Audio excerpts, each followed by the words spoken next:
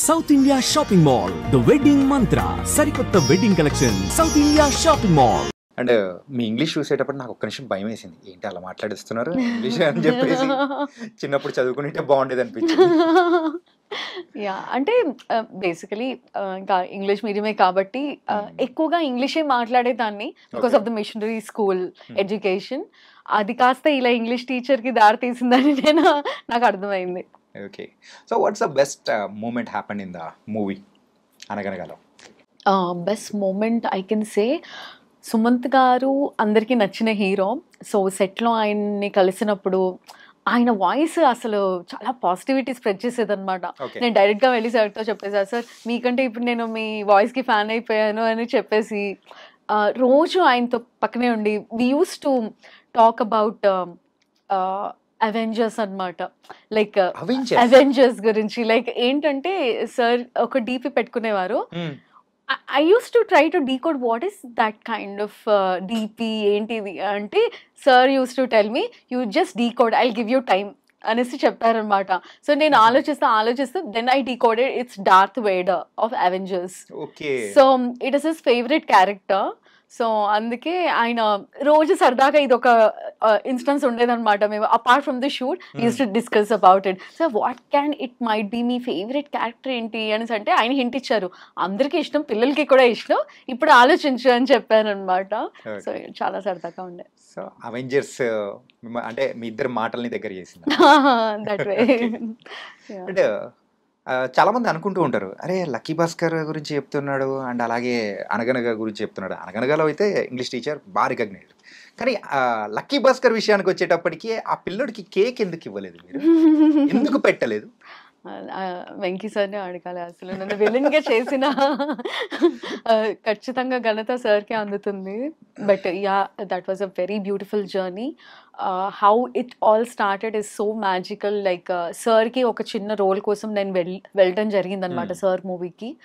అక్కడ సార్ వాళ్ళు చూడడం జరిగింది అండ్ దట్ వే లక్కీ భాస్కర్లో ఒక రోల్ ఇవ్వడం జరిగింది.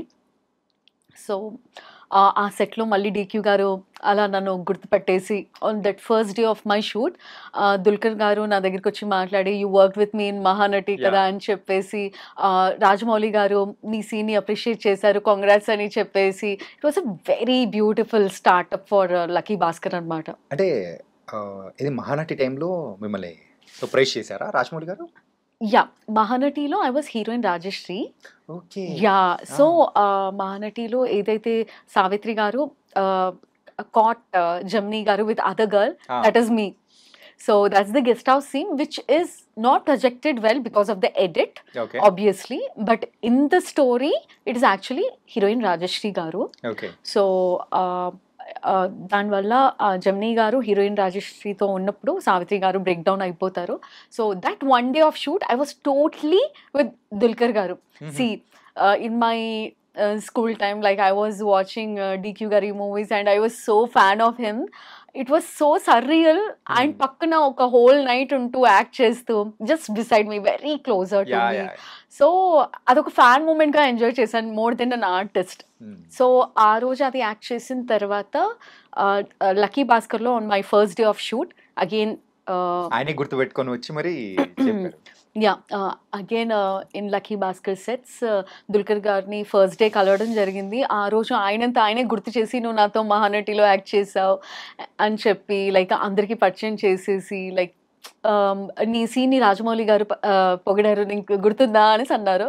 So I feel so happy. Like special talking about this scene, Rajamouli garu success మీట్లో మహానటిలో ఆ పర్టికులర్ సీన్ గురించి మెన్షన్ చేస్తూ that's the highlight scene in the movie, ముగ్గురు యాక్టర్స్ చాలా బాగా చేశారు అని చెప్పారనమాట.